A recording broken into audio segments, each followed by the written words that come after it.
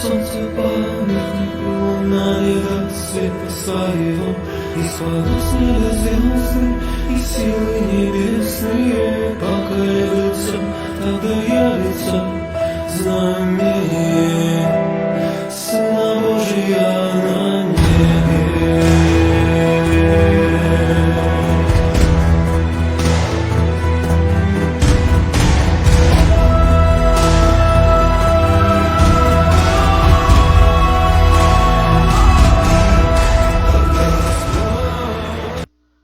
Olá, queridos, graça, paz, como estão? Estão bem? Vamos lá? Deus é bom demais. Vamos lá para a nossa continuação aí do nosso estudo, né? Estamos estudando o Evangelho de João. Deixa eu organizar aqui. Nós estamos estudando o Evangelho de João, estamos aí no capítulo 12. Hoje a gente recomeça a partir do versículo 25. Amém? Vai depois dar um toquezinho aí como é que tá o som, se tá bom, se tá saindo. Ok. Amém? Deus é bom demais, né, gente? Vamos lá. Glórias a Deus. Daí, Everton, beleza? Everton Gavazzo, direto lá da Itália. Deus é bom. Albertina Piva, seu Piva e Michele, diretamente de Morro da Fumaça City. Tá brincando? Tá, né? Ô Piva, dá só um toquezinho se o som tá saindo aí, se tá bom. E nós já daqui a pouquinho já começamos. Deus é bom demais. Vamos lá. Vamos dar mais um passinho, né? Mais um passinho. João 12. João 12. Isso aí é o João.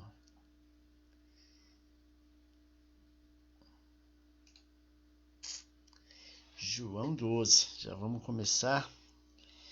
Dona Maria Emília, conectadinha. Vamos estudar João 12 hoje, Dona Maria Emília. Nós estamos em João 12.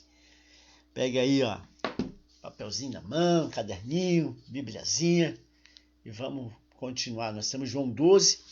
Nós vamos só voltar uns 3 versículos ali para nós pegar o fio da meada e aí a gente já começa.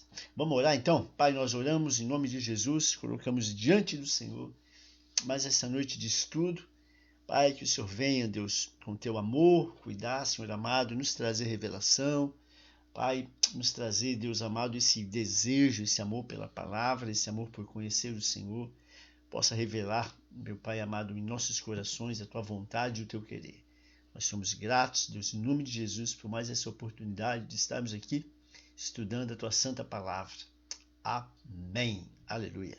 Glória a Deus. Vamos lá então. Muito bem. Nós paramos aqui no versículo 25, só que deixa o pastor vir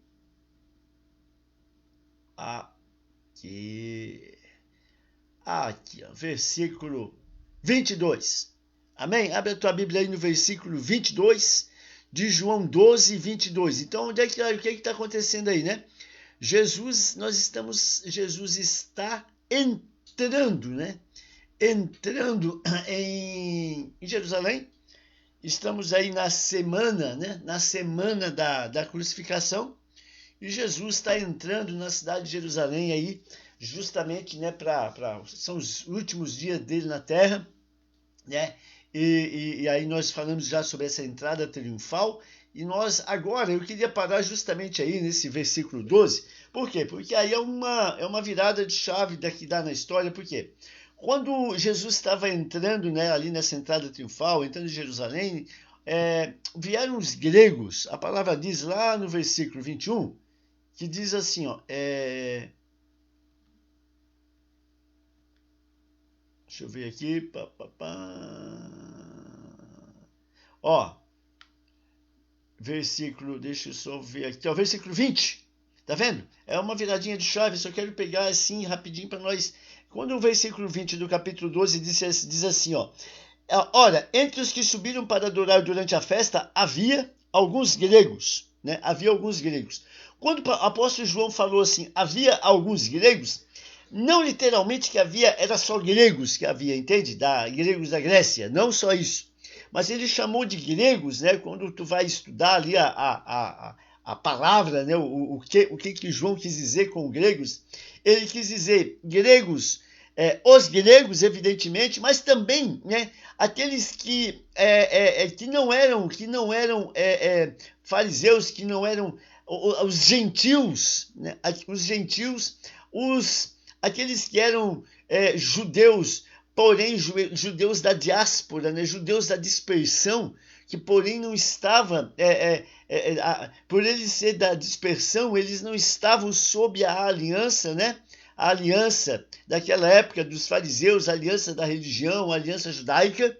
Então eles, ou seja, eles serviam a Deus, adoravam a Deus, liam a Torá, tinham a Torá, onde eles estavam tinha a sinagoga, porém eles não eram considerados judeus do judaísmo, por eles não serem, digamos assim, puros, né? Por eles, muitos deles terem casado com mulheres e terem de outras nacionalidades, digamos assim, entende? Então esses judeus, esse grego, quando o apóstolo João falou grego, ele abriu um leque para várias camadas de pessoas aí, amém?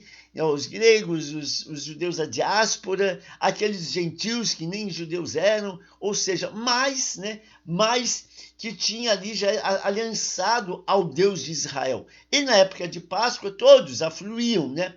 Então todos afluíam para Jerusalém, não somente aqueles, né, aqueles da aliança, né, aqueles judeus, digamos assim, os judeus, né, os judeus puros, né, mas todos aqueles simpatizantes, né, com Deus de Israel, eles afluíam para Jerusalém. Por isso que ele quis dizer, alguns gregos, ele estava se referindo a todos esses. Aí o que aconteceu? Eles foram falar com Filipe, nós já falamos isso. Ele foi falar com Filipe, muito provavelmente porque Filipe, né? O nome Filipe era um nome grego, então isso era, digamos assim, familiar deles, né? Então Filipe, e depois Filipe foi falar com André, amém? Dirigiram a Filipe, lá no versículo 21, e depois Filipe ele foi falar com André, porque eles queriam falar com Jesus. Lá no versículo 22, o que aconteceu? Filipe foi dizer a André, e André e Filipe comunicaram a Jesus que os judeus gregos, né, que esse povo queria falar com o Senhor. Amém? Então, muito provavelmente porque Filipe e André eram nomes gregos, né? E existe uma outra linha de estudo que diz assim, porque Filipe muito provavelmente seria aquele mais, sabe, digamos, aquele mais de mais fácil acesso, né? Também tem alguma linha que fala isso, que por isso que eles foram buscar Filipe, que queriam falar com Jesus. Aí que está a chave que eu queria falar. Quando eles foram comunicar a Jesus, né, olha, no versículo 22, comunicaram a Jesus. Aí está a chave. Quando eles comunicaram a Jesus, o que é que Jesus falou? Né? Olha, e Jesus respondeu, é chegada a hora de ser glorificado o Filho do Homem. Então ali foi essa chave. O Jesus entendeu como um sinal, né, a aproximação desse povo, a aproximação desses, digamos assim, dos prosélitos que eles falam também, são aqueles que simpatizantes da religião, né? A chegada desse povo para conhecê-lo e para buscá-lo, Jesus entendeu como uma chave, como um sinal que havia chegado a hora de o Filho do Homem ser glorificado. Ou seja, havia chegado a hora da crucificação de Jesus. Então, por isso que eu queria começar daí, dessa chave do versículo 23. Entende que essa comunicação, né, quando essa chegada desse povo, essa comunicação de Filipe e André a Jesus, despertou no Senhor um sinal. Ou seja, chegou a hora. Entende? Contrário do que vinha acontecendo, que a gente acompanhou, né? Jesus acompanhou, a gente acompanhou, depois eu vou falar ali, os vários outros momentos que Jesus dizia, no próprio Evangelho de João, assim, não é chegada a hora. Então, depois a gente vai eu coloquei algumas referências ali, não é chegada, agora nesse momento é chegada a hora. Ok? Então, Jesus aproveita a ocasião que alguns gregos vieram vê-lo para anunciar a sua morte, né? E também, né, o que a gente começa a ver agora, né? Jesus aproveitou essa situação para anunciar a morte dele e também, né, para anunciar os frutos que essa morte geraria. Entende? Os frutos que essa morte geraria.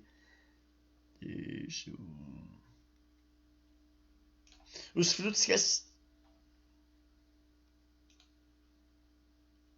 que essa morte geraria. Amém? Deixa eu continuar. Promessa de Jesus de vida eterna a todos aqueles que negarem a si mesmo e confiarem nele. O que a gente vai começar a ver também nesse bloco que a gente vai começar a estudar agora, né? Essa promessa de Jesus eterna, ou seja, de vida eterna para todos aqueles que negarem a si mesmo, né? Então é esse processo de entender quem é Jesus, de entender a vida que há em Cristo. E automaticamente esse processo de autonegação, ou seja, de morte, né, Senhor? Eu entendo quem tu és, eu entendo o teu poder, eu entendo o que tu veio fazer, eu entendo que tu é o Messias, e eu entendo que tu és soberano sobre a minha vida. E a tua soberania sobre a minha vida, automaticamente eu, em obediência à tua soberania, né, eu vivo agora para ti. Como o apóstolo Paulo diz, né? Agora não sou eu mais que vivo, mas Cristo vive em mim. Né? Então, absolutamente bíblico, né? Assim, esse processo de morte, né? A morte individual para que o Cristo possa nascer em nós, né? A morte do eu, né? A morte do nosso, entende? Desse nosso, da nossa carne, né? Para que o Espírito possa ver em nós. Isso não é um atributo ou não é algo só para alguns, é para todos. Né? A todos aqueles que querem viver Cristo, todos aqueles que entraram no caminho, todos aqueles que entraram no rio com o Senhor, todos aqueles que entenderam quem é Cristo, essa é um chamamento, né? Esse chamamento de morte é um chamamento para todos nós. Todos nós, não para alguns, né? É um chamamento para todos aqueles que olham para a cruz, todos aqueles que aceitam o sacrifício de cruz e todos aqueles que um dia, né, vão viver com ele, entende? E a gente vai ver biblicamente isso, né? Na palavra, na própria palavra a gente vai ver isso para que nada fique assim, será? Não é será, não tem jeito, não tem jeito. Ei, papai, vamos lá, continuamos. Lá no versículo 23, respondeu Jesus, é chegada a hora do homem ser glorificado. Então aqui, isso contrasta com as declarações, referência, né? Lá em João 2, versículo 4, João 7, versículo 6, João 7, versículo 8, 7, versículo 30 e João 8, versículo 20. Eu devo ter posto aqui, Aí, pastor bota aqui, João 7,2. Mas Jesus disse à mulher, que tenho eu contigo? Né? Ainda não chegou a minha hora. Ele falou para quem? Para Maria. Lá no casamento, João 2, no primeiro milagre que Jesus fez, né? na multiplicação, né? Na transformação da água em vinho. Quando a Maria chegou para ele, Jesus, olha, acabou o vinho, sim, mulher, que eu tenho contigo, não chegou a minha hora. Depois, lá em João 7,6, disse-lhe, pois Jesus, o meu tempo ainda não chegou. O vosso, porém, traz presente. Vocês podem ir à festa, falou para os irmãos dele. Ou seja, o meu tempo não chegou ainda. João 7,8. Subi vós à festa. Eu, por enquanto, não subo, porque o meu tempo ainda não está cumprido. Ou seja, não chegou a hora ainda. Né? E João 7,30. Então, procurar prendê-lo, mas ninguém pôs as mãos, porque ainda não era chegada a sua hora. Entende? Então, assim, tudo no tempo do Senhor. Né? Então, não era tempo de ele ser preso, não era tempo de ele se apresentar, não era tempo. Agora, com o advento da chegada daquele povo, o Senhor entendeu como um sinal. É chegada a hora da glorificação do Filho do Homem ser glorificado. Entende? Então essa chave. Ok? Continuamos então. Filho do Homem eu já falei. Aí está lá na aula passada, né? Não vou abrir de novo, porque senão... 24. Em verdade, vos digo, se o grão de trigo não caindo na terra não morrer... Né, fica ele só, mas se morrer produz muito fruto. Então, João, quando Jesus disse isso, né, que o grão, ele atribuiu a vida dele ao grão de trigo, a vida dele, né, ao princípio, digamos, agrícola, né, agrícola. Ou seja, o que é que ele disse? Em verdade, eu vou dizer, se eu não morrer, né? Se eu não morrer, se o grão de trigo não morrer, não produzirá vida. Então, é necessário, né, que eu morra. Né? É necessário, porque se o grão não cair na terra, não apodrecer, não morrer, né, ele fica só. Né? E aí, automaticamente, ele não gera. Mas, se ele morrer, ele vai gerar muitas vidas. Aí, vamos para o versículo 25. Olha a tua Bíblia aí na mão. Deixa o pastor pegar aqui. Olha a tua Bíblia na mão. Vamos lá, 25. Diz assim, ó. Quem ama a sua vida, perde-a. Quem ama a sua vida, perde. Aqui é legal. Eu vou liberar a tela. Vamos liberar a tela para vocês. Aqui é legal. Quem ama a sua vida, perde-a.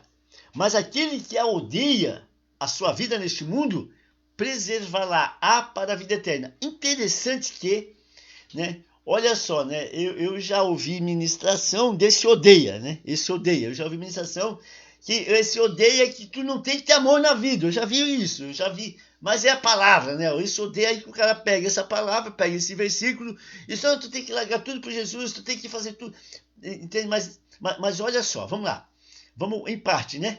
Quem ama a sua vida, perde-a. Mas aquele que odeia a sua vida neste mundo, preservá-la-á para a vida eterna. Então, perde-a, né? Quando Jesus falou, né, quem ama a vida perde-a, ou seja, ele estava aplicando esse versículo, ele estava aplicando ele no versículo anterior, ou seja, o grão do trigo morrendo, né, o versículo 24.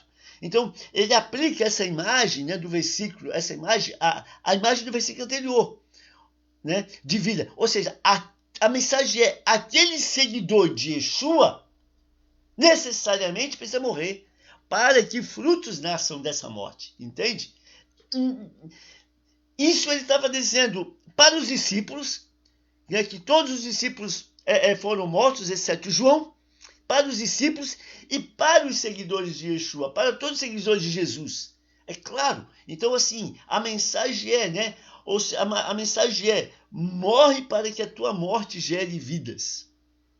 Entende? Isso é ser discípulo de Jesus, isso é ser discípulo de Yeshua, isso é, entende? É eu matar os meus desejos pessoais, a minha carnalidade, né? O meu, entende? Aquilo que às vezes a gente passa uma vida toda construindo algo na carne, né? A vida toda construindo algo no braço. E o mundo hoje é assim mesmo, né? Não adianta, é assim. Lá fora o mundo é assim, né? O mundo ele treina as pessoas, né? Para ele treina as pessoas para serem, sabe? Para poderem, para fazerem, para correr atrás. O mundo é assim. A igreja própria hoje até tem uma vertente da própria igreja que é assim, né? Uma vertente da igreja, né? Que cria lá os pastores coaching. Então os caras pegam a Bíblia e da Bíblia ele cria um super-homem espiritual. Entende? É assim, funciona assim o negócio. Mas o que o Senhor está dizendo, né? É necessário morrer, né? É necessário que você morra para que Cristo possa nascer em vocês. É necessário, isso é a essência do ser discípulo de Jesus. Isso é a essência do ser discípulo de Cristo, né? Aí eu botei também, ó, amar a si mesmo acima de todas as coisas é idolatria e coloca o indivíduo sob o juízo de Deus. Então, vocês olha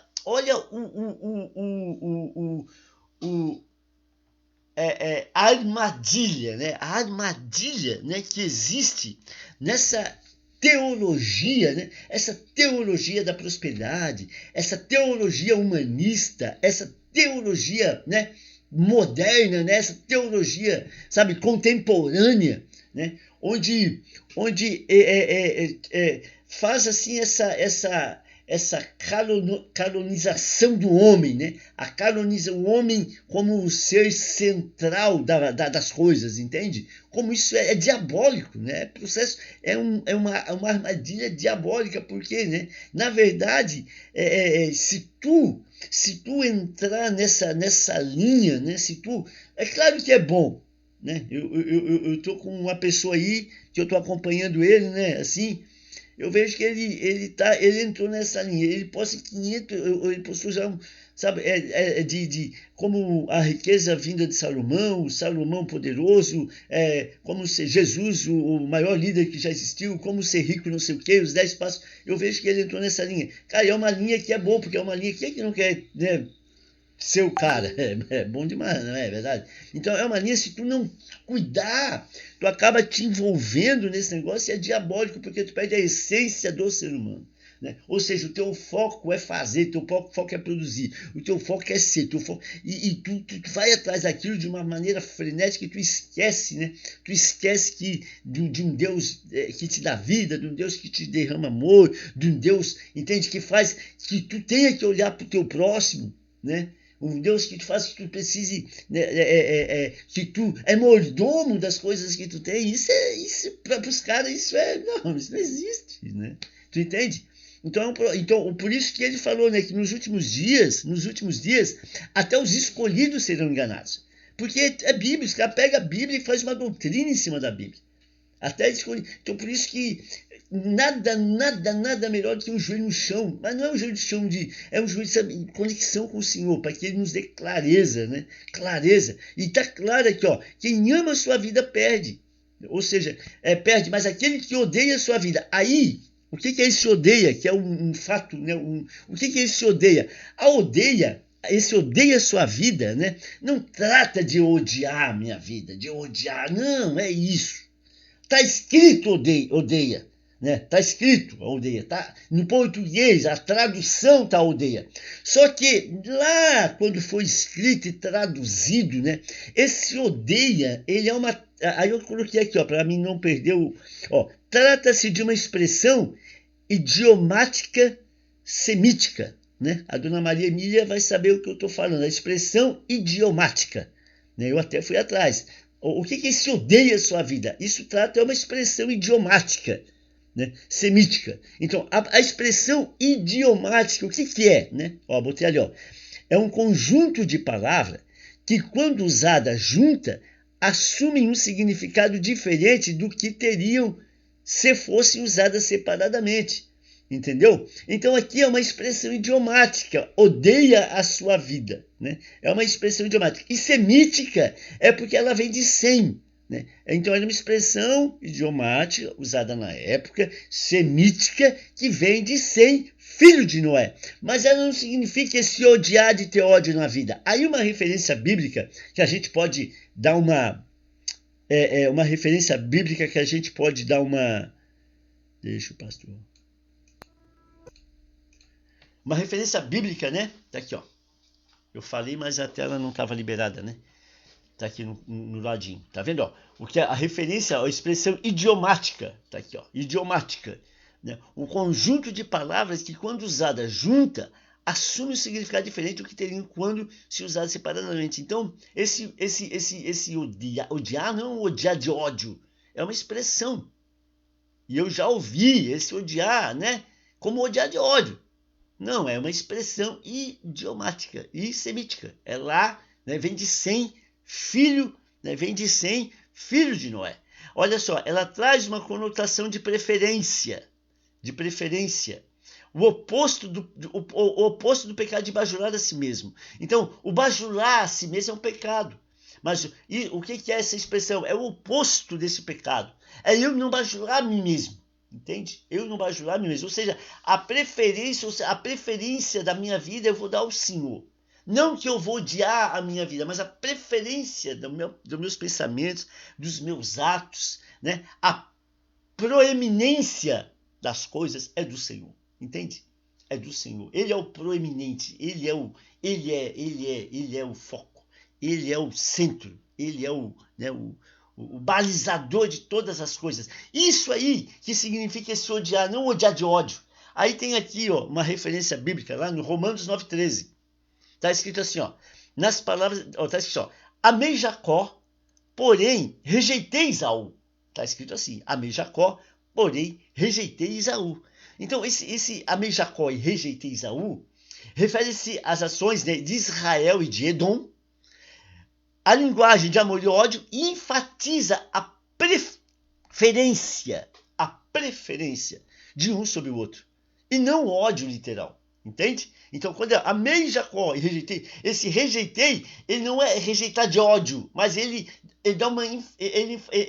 dá a conotação da palavra, dessa conjunção verbal aí, sabe? Dessa conjunção de palavras, né? Dessa junção de palavras, né? Ele dá uma conotação de preferência, não de ódio, é de preferência, sabe? Não de ódio literal. Isso é importante a gente saber, porque... né, às vezes a gente lê e várias traduções está odeia. Então, para o português, foi odeia, mas né, lá na raiz, esse odeia não é um odeia de ódio. Amém? Glória a Deus. Tá, ficou legal. Eu acho isso aqui muito... É o que a gente está fazendo, estudando, né? Então, vamos para o versículo 26. Biblinha na mão. Se alguém me serve... siga-me, e onde eu estou, ali estará também o meu servo. E se alguém me servir, o Pai o honrará. Olha só, gente, né? Ou seja, se alguém me serve, né? Vai estar, siga-me onde eu estou. E ali estará também o meu servo. E se alguém me servir, o Pai o honrará. O que é que eu escrevi ali? Essa citação de Jesus também nos remete a uma reflexão que todo seguidor, discípulo de Jesus, deve passar pelo processo de morte, também antecipando aquilo que iria acontecer com os discípulos. Amém? Ou seja, eu quero seguir Jesus. Amém, querido. Então o primeiro passo é não morrer. Vamos começar a matar aí, ninguém. Vamos começar. É difícil, né, cara? É um problema, né, Pifa? Quando a gente começa a querer matar os neguinhos, esse alvoroço. Fica tudo. Não, esse pastor é muito doido. Não, gente, tá muito. Não é assim que faz. Eu não aprendi assim, né? Mas é Bíblia, gente. Eu vou, né? Por isso que a gente é Bíblia. Vou dizer, não. Né? A gente não pode. Cara, tem que matar o eu, matar o orgulho, matar a prepotência, matar, entende? Cara, matar, tem que ir morrendo, é um processo de morte. Não tem jeito, é a Bíblia. O pastor só está executando a Bíblia, lendo a Bíblia, né, e trazendo para os nossos dias, né? Para os nossos dias, né? Amém? Porque o objetivo é a salvação. Né? Não quero o objetivo. Não adianta tu ser rico aqui, próspero, ter uma vida se tu não for salvo. Né? Aí vai ter uma prosperidade de 30 anos bem feliz. Vai a eternidade queimando fogo no inferno. Tu vai lembrar do pastor o resto da tua vida. Né? Amém? Glória a Deus. Vamos lá, gente. Continuando, versículo 27 diz assim. Aí o que é que Jesus falou, né? Jesus. Agora está angustiada a minha alma. E que direi eu? Pai, salva-me desta hora. Mas precisamente com esse propósito vim para esta hora. Né? Ou seja, Jesus ele falou que estava angustiado. O Senhor começou a falar da morte dele já. E ali o Senhor já começou a angustiar. Ele já começou a ficar angustiado. Né? Por quê? Porque quando ele disse, é chegada a minha hora, automaticamente ele já pensou, vai começar a acontecer o negócio. Porque, queridos, é 5 dias. Né? Ali nós estamos ali num domingo, na segunda, ele foi morto na sexta. Então agora ali vai começar a perseguição, ele vai começar a instruir os discípulos, ele já está sabendo, daqui a pouco vai começar o meu processo, o cumprimento do propósito. Então esse termo angustiada, né? Está angustiada a minha alma. Esse termo angustiada a minha alma significa horror. Lá na palavra, né? Horror. Né? Ansiedade, agitação, ou seja, Jesus ali ele começou a se sentir ansioso, angustiado. Ele começou a sentir, porque ele sentiu que está chegando. Né? Então, ou seja, estava chegando a hora dele, o cumprimento do propósito. Né? Ele sentiu a angústia de suportar a ira de Deus pelos pecados do mundo. Foi o que aconteceu. Ele, um santo, ele suportou, né? A ira de Deus pelos pecados do mundo. Então, ele sentiu, né? Sabe? O peso dessa ira, né, do Senhor, que é santo, né, sobre ele que estaria trazendo sobre si os pecados da humanidade. É fácil, não. Segundo Coríntios, anota aí, depois tu pode consultar. Segundo Coríntios, capítulo 5, versículo 21, diz assim, aquele que não conheceu o pecado, ele o fez pecado por nós, nele fôssemos feitos a justiça de Deus. Tá vendo? Então, olha, aquele que não conheceu o pecado, Jesus não conheceu o pecado, ele o fez pecado por nós, ele o fez pecado por nós, para que nele fôssemos feitos justiça de Deus. Então ele foi a justiça, né? Para que nele um santo, sem pecado, né? Foi feito pecador, né?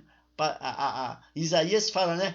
A Deus agradou moê-lo. O único filho, hein? Agradou moê-lo. Isaías fala isso, agradou moê-lo pelo pecado da humanidade. Amém? Para nele fôssemos feitos justiça de Deus. Então, essa angústia, por causa disso, né? O santo iria virar um pecador e iria atrair a ira de Deus, né? Tanto é que, isso eu ouvi, mas eu não estudei ainda, né? Então, coisa que eu ouvi, quando ele na cruz, né? Foi a única maneira, a única vez, né? Que ele disse, né? Na cruz, né? Deus meu, Deus meu. Porque ao caminhar dele, né, de Jesus na terra, ele se referia a Deus como o Pai, né? Pai. E na cruz, né, no abandono da cruz, no receber, né, dos pecados, naquela luta espiritual sendo travada, foi quando ele falou, né, ele se reportou ao Pai como Deus, né? Deus meu, por que me abandonaste? Né? Já pensou, gente? Boa!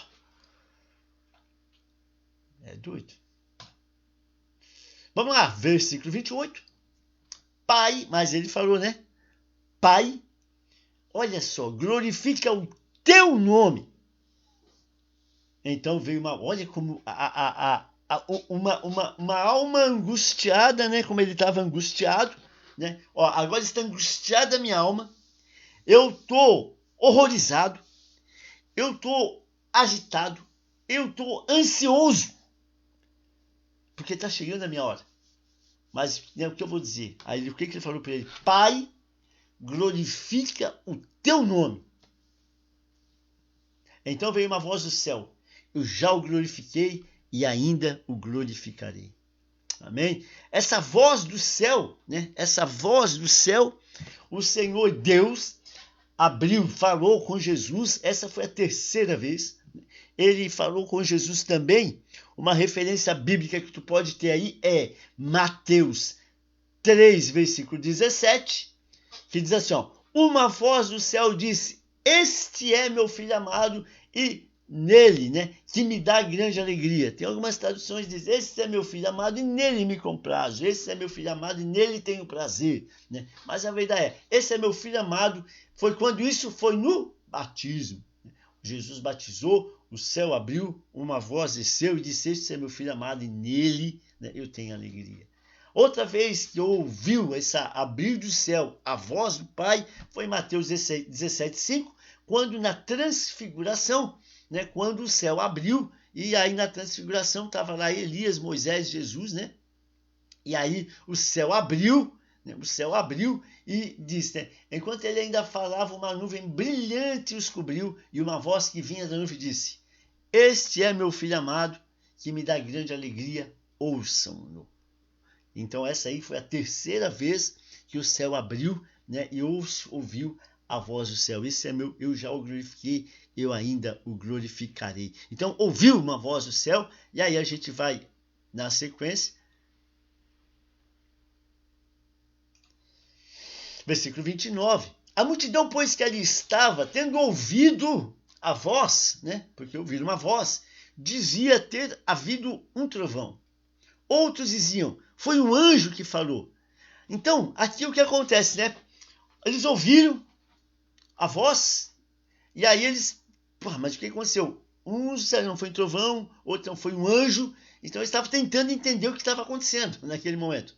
Gente, esse momento, assim, são momentos, sabe, são momentos, assim, ápices, né, do ministério de Jesus, né? Ou seja, agora, de onde é que eles tiraram, né, trovão? De onde é que eles tiraram o anjo? Por que eles estavam falaram isso, né? Tudo tem o que estava acontecendo ali, como a gente falou da outra vez, era o cumprimento de uma promessa de 400, 600 anos que estava acontecendo ali. O advento da vinda do Messias era esperada por gerações, e esses homens e mulheres estavam ali testemunhando o cumprimento de que o vô, a bisavô, esperavam e pregavam e falavam, isso foi passando gerações e estava se cumprindo naquele momento. Então eles estavam ávidos e atentos a tudo o que estava acontecendo, entende? Aí o que aconteceu? De onde que eles tiraram a ideia? Ou é trovão ou é anjo, né? Por quê? Porque anjos, trovões e anjos eram referências, né, que tinha no Antigo Testamento e que era conhecida deles. A revelação de Deus, a presença de Deus, a manifestação de Deus através de trovões e através de anjos. Então isso era documentado no Antigo Testamento. Eles já tinham referência histórica, né? Eles já tinham dessas intromissões, dessas atuações de trovões, Deus falando através de trovão, Deus falando através de anjos, né? Eu separei alguns aqui, ó, lá em Êxodo, se tu quiseres anotar, ó, Êxodo 19, vou ter que tirar isso aqui, peraí. Tá. Êxodo 19, né? Versículo 16 e Êxodo 19, versículo 19. O que está escrito? Ó? Houve trovões na manifestação de Deus no Monte Sinai. Aí o pastor botou ali, quer ver? Ó, Êxodo 19, 16, diz assim: E aconteceu que ao terceiro dia, ao amanhecer, houve trovões e relâmpagos sobre o monte, e uma espessa nuvem e um sonido de buzina muito forte, de maneira que estremeceu todo o povo que estava no arraial. Então, tá vendo? Então eles tinham, né, a Torá na mão, eles tinham a lei na mão, e eles sabiam que isso, a manifestação de trovões e anjos acontecia. Outra aqui, ó, Êxodo 19, 19. Vai anotando aí se tu quiseres depois para te ir estudando, né, indo atrás de informação, meditando. E o sonido da buzina ia crescendo cada vez mais. Moisés falava e Deus lhe respondia em alta voz. Entende? Então são manifestações de Deus através, e tem algumas traduções que alta voz como um trovão.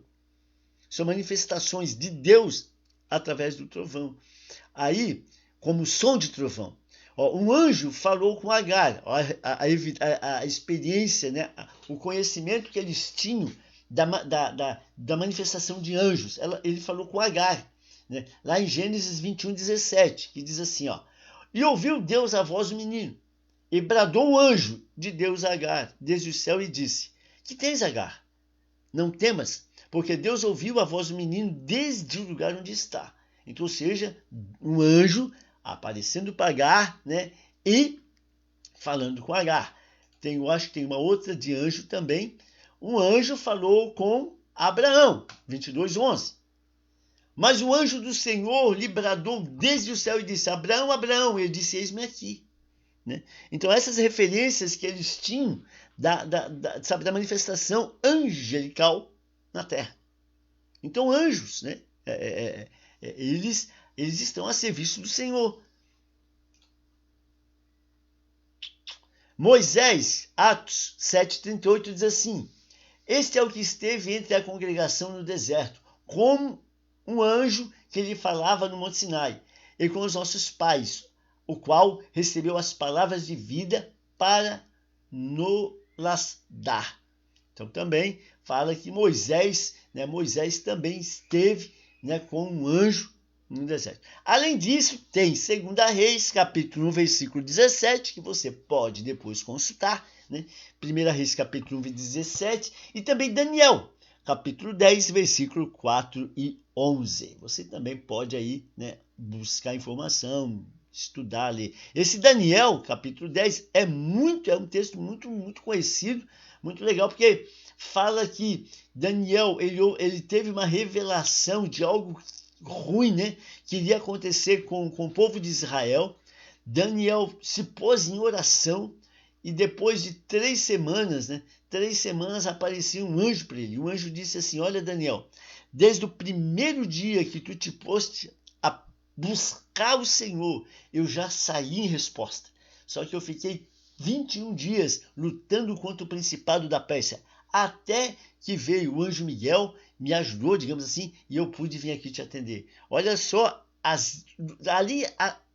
Daniel 10, é claro, a luta espiritual que acontece. É claro, lê ali e vê por que a minha oração não é atendida? Porque às vezes a gente não sabe, às vezes tá passando, às vezes tem guerras sendo travadas, a gente nem sabe, entende? No caso de Daniel foi 21 dias. Tu vê que principados ficaram bloqueando e ele ficou lutando e guerreando para vir atender Daniel. Está lá em Daniel 10, pode olhar lá que está lá escrito isso aí.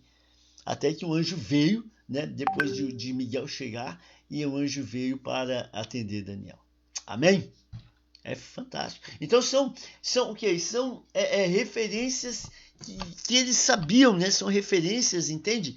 Que eles conheciam, né? Sobre o que? A manifestação de trovões, né? Deus se manifestando através de trovões e Deus se manifestando através de anjos no céu. Então eles sabiam disso. Por isso que eles disseram. Quando a gente vê, eles não falavam assim do nada, não. Tudo que acontecia, né? Eles estavam muito atentos. Porque tudo que acontecia, eles estavam vendo o real, né, e trazendo porque eles haviam aprendido até então. Era sempre assim. Ó, real, o que está acontecendo? Mas o que está escrito? O que está acontecendo? O que está escrito? Por isso que quando Jesus curou, né? Quando Jesus curou lá o cego de nascença, a primeira coisa que tem referência, que o que aconteceu, alguns foram perguntar lá para os fariseus, né? Foram ao sinédrio perguntar o que está acontecendo, né? Ou seja, vocês até agora pregaram que ninguém fazia esse tipo de milagre, agora vem esse e fez. Ou seja, nós queremos uma resposta, porque até então nós somos ensinados de um tipo, e agora está acontecendo, né? Então eles estavam muito atentos a isso. Por quê? Porque existia um medo muito grande de não serem enganados por falsos profetas, por falsos messias, porque de vez em quando apareceu um falso profeta lá. Tanto é que Gamaliel disse o seguinte, olha, né? Gamaliel falou, né? Tantos têm se levantado e não têm vingado. Agora, se esse aí for de Deus, deixa, porque se for de Deus, se não for de Deus, não vai para frente. Agora, se for de Deus, quem poderá contê-lo? Né? Gamaliel falou. Não, deixa aí, porque não adianta. Se não for, não vai longe. Agora, se for, cara, não vão poder fazer nada. Foi o que o Gamaliel disse. Entendeu? Então é assim, porque existia, né? Então, eles estavam atentos a essas coisas que estavam acontecendo, né? Muito atentos. Vamos continuar? Versículo 30. Eu acho que é o 30 agora? É o 30. Então explicou Jesus, não foi por mim que veio essa voz, mas sim por causa de vocês. Olha, cara, isso aqui é fantástico, porque quando Jesus falou isso, né? Não foi por mim que veio essa voz, mas sim por causa de vocês. Jesus está fazendo, olha, a importância, né, que vocês têm. Né? Aí não foi por mim. Essa voz, assim, veio por causa de vocês. Talvez, né, Jesus falou isso, né, para que eles fossem... E a gente vai ver aqui na frente, não sei se está em seguida, a gente vai ver que essa aí, nós estamos... Esse momento aí, foi o último, né? Foi o último momento, né?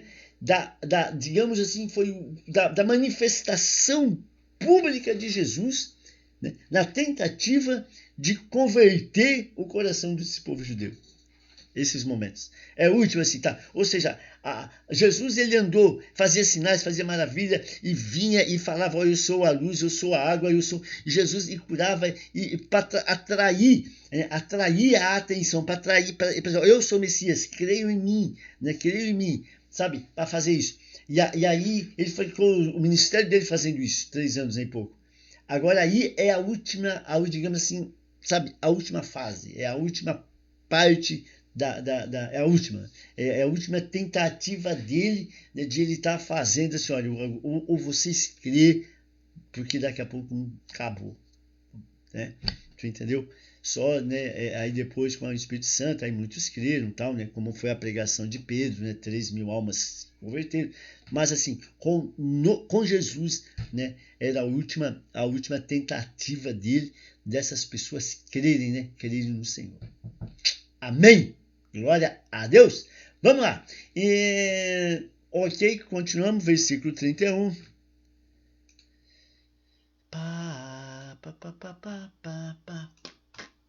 31 diz assim: chegou o momento de ser julgado este mundo, e agora o seu príncipe será expulso. Amém? Bom, chegou o momento de ser julgado esse mundo, e agora o seu príncipe será expulso. O príncipe desse mundo, em estado caído e pecaminoso, quem é? Satanás. Então aqui está claro, né? Quem é o príncipe que vai ser expulso? É Satanás.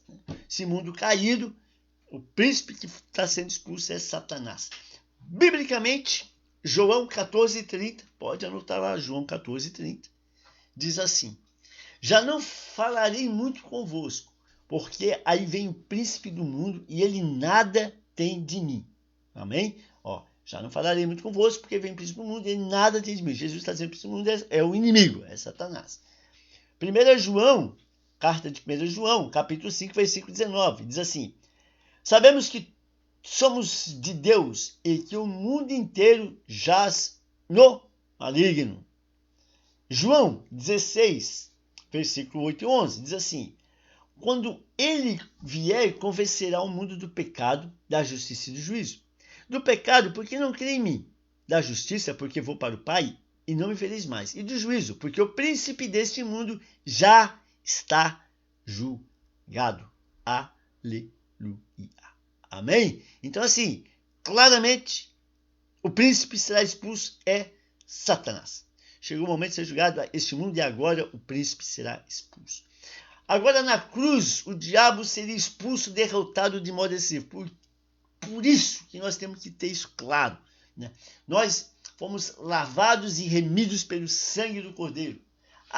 Mas o diabo anda de redor, os demônios andam de redor, anda. Mas só que aquele que é lavado e remido pelo sangue do Cordeiro, entende? Ele é lavado e remido pelo sangue do Cordeiro. O Satanás ele não pode tocar, a menos que tenha brecha, a menos que a gente tenha, pecado, a menos que a gente tenha. Então o esquema é fechar brecha. Eu orando a Deus, Deus me ajuda a fechar brecha, não quero deixar legalidade. Então, fechando brecha, fechando legalidade, fechando, entende? Acertando a vida, Satanás, biblicamente, ele não tem nada como ele falou, nada tem contigo, ele não tem nada com a gente.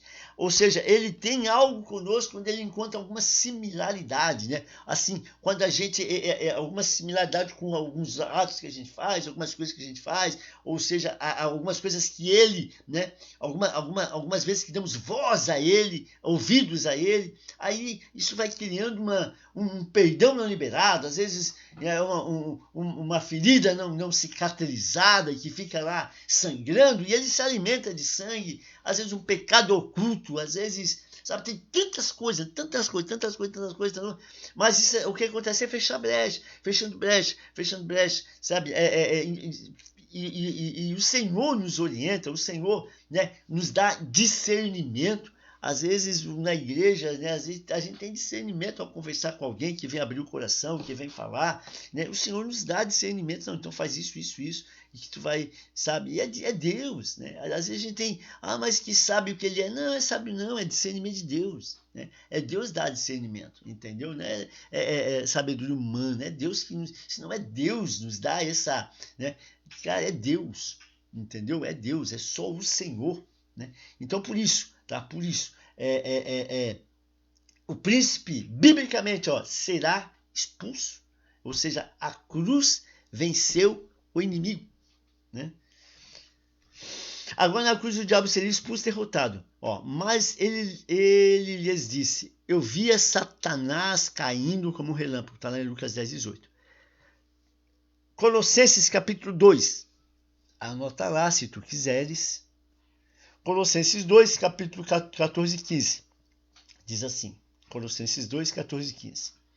Diz assim: tendo cancelado o escrito de dívida que era contra nós, e que constava de ordenanças, o qual nos era prejudicial, removeu inteiramente, encravando na cruz e despojando os principados e potestades, publicamente os expôs ao desprezo, triunfando deles na cruz.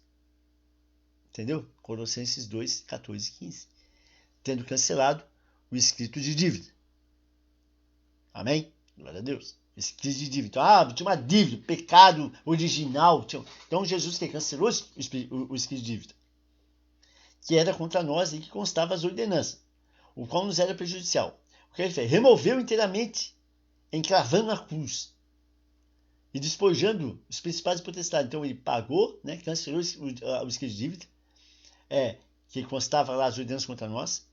Ele removeu na cruz, depois despojou, tirou fora, expulsou, né, todos os principais e potestades, publicamente expôs eles ao desprezo, triunfando. Então, a cruz, né, foi triunfo, né, o que para muitos talvez pensaram que tinha sido a derrota, né, o fim, mas para nós, né, para Jesus, para Deus, estava no plano, no propósito. A cruz representou o triunfo.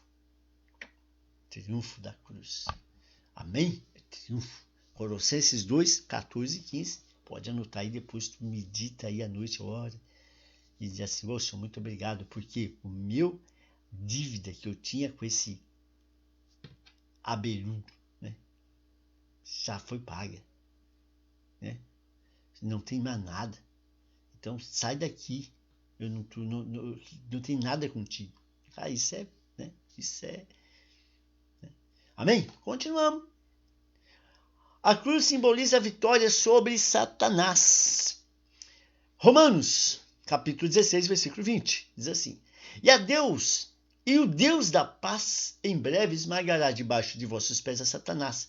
A graça do nosso Senhor Jesus seja convosco. Hebreus 2, 14 e 15, o autor de Hebreus diz assim: Visto, pois, que os filhos têm participação comum de carne e sangue, destes também ele igualmente participou, para que, por sua morte, destruísse aquele que tem poder da morte, a saber, o diabo, e livrasse todos que, pelo pavor da morte, estavam sujeitos à escravidão por toda a vida. Amém? É o poder da cruz. Hebreus 2, 14 e 15.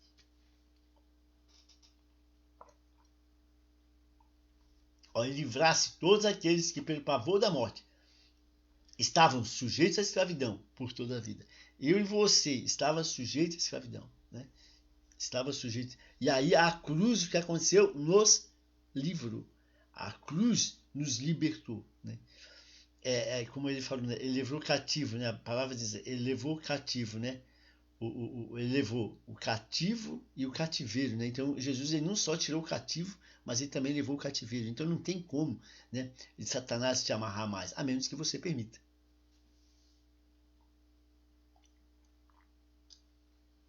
Glória a Deus, queridos. Está dando para entender? Vamos lá, mais um 10. Quase na hora já, né? Quase na hora. Vamos ver mais o que nós temos aqui. Tá quase na hora, povo meu. Quase na hora. Deixa o pastor dar uma olhadinha aqui. Não é lá. Não tem jeito. Continuar.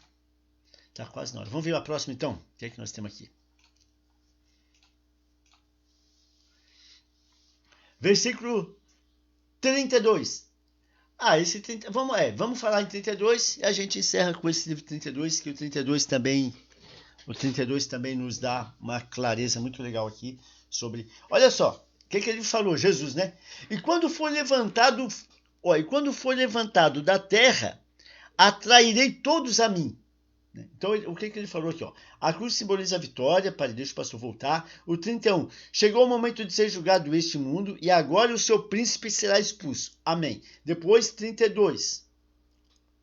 E quando eu for levantado da terra, atrairei todos a mim. E aí, versículo 33 tem uma conexão. Diz assim, e ele disse isso para indicar como morreria. Vamos pensar. E quando eu for levantado da terra, né, atrairei todos a mim. Ou seja, quando ele for o quê? Levantado da terra. O 33 diz, ele fala isso para indicar como morreria, levantado da terra para indicar como morreria, ele foi levantado da terra, colocado numa cruz, né? Uma cruz. Então, isso fala claramente a referência à crucificação de Jesus. Agora, ele tem uma conexão, né? Essa fala de Jesus tem uma conexão muito forte com João 3,14, que diz assim, primeiro, João 3,14. E como Moisés no deserto levantou a serpente de bronze numa estaca, também é necessário que o Filho do Homem seja levantado. Tá vendo? Então, João 3,14. Agora, em João 12, ele fala, agora chegou a hora, é necessário que o Filho do Homem seja levantado. Agora ele fala, e quando eu for levantado da terra, atrairei todos a mim. Presta atenção, Cris, já vamos terminar, não sai da sala. Não botem off, fica online aí, já estou terminando. Olha, isso é importante, é legal. Então, assim, presta atenção, ele falou lá em João 3,14, né, que como Moisés levantou a serpente de bronze numa estaca no deserto, é necessário que o Filho do Homem seja levantado. Em João 12 ele fala, né, e quando eu for levantado, atrairei na terra. Então, ou seja, quando ele falou como Moisés no deserto, ele se referiu a Números, capítulo 21, versículos 5 e 9. A Números, ele voltou lá no deserto e explicou o que ele deu uma comparação, né? O que aconteceu em Números, capítulo 21, versículos 5 e 9, o pastor vai ler. E já vamos estar encerrando. Diz assim, ó. E começou a se queixar contra Deus, o povo, né? E começou a se queixar contra Deus e contra Moisés. Por quê? Porque você nos tirou do Egito para morrermos aqui no deserto? Aqui não há o que comer, nem o que beber. E detestamos esse maná horrível. Olha só. Então o Senhor enviou serpentes venenosas que morderam o povo e muitos morreram. O povo clamou a Moisés: pecamos ao falar contra o Senhor e contra você. Ore para que o Senhor tire as serpentes do nosso meio. E Moisés orou pelo povo. E o Senhor lhe disse: faça uma réplica de uma serpente venenosa e coloque no alto de um poste. Todos que forem mordidos viverão se olhar para ela. Moisés fez uma serpente de bronze, colocou no alto de um poste. Quem era mordido por uma serpente, automaticamente ali estava já com um decreto de morte. Quem era mordido pela serpente estava com um decreto de morte estabelecido, porque aquele mordido pela serpente morria, né? Olhava para a serpente e era curado. Agora, em João, capítulo 19, em João 3, agora, né, com Cristo, ele fala, então, assim como no deserto o povo olhava para a serpente e era curado da sua enfermidade e não morria, agora, em mim, aquele que olhar para o Filho do Homem, aquele que olhar para mim crucificado, ele será salvo, liberto e salvo da morte, porém agora para a eternidade. Entende? Então, a conexão que ele faz com Números, com a serpente de bronze, né?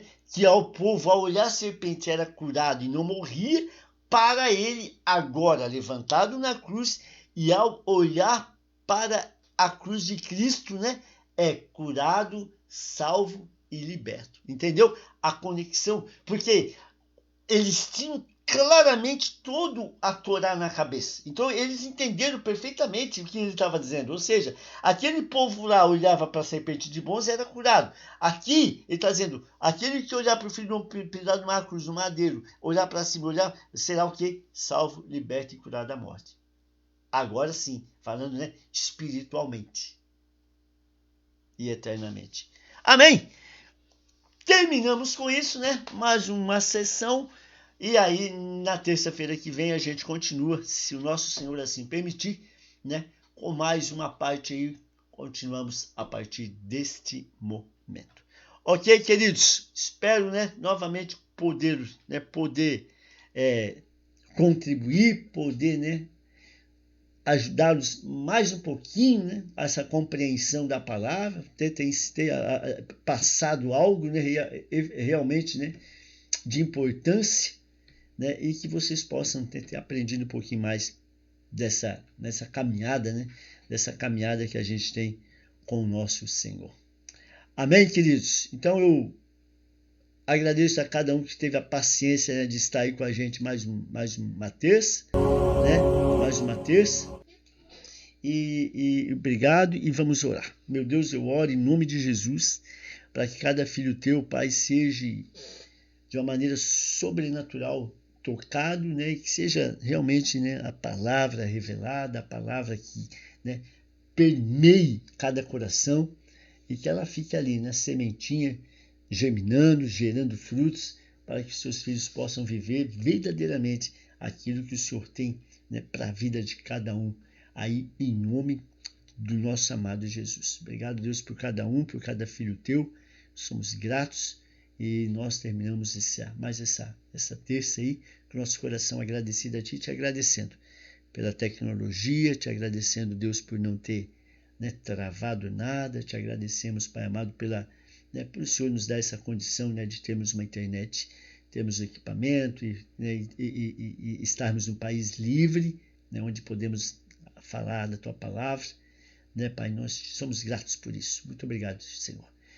Que esse vídeo, que esses ensinamentos possam ultrapassar limites e cair em lugares que a gente não imagina, Pai. E só o Senhor pode levar, e só o Senhor pode mostrar, e só o Senhor pode conduzir. Amém?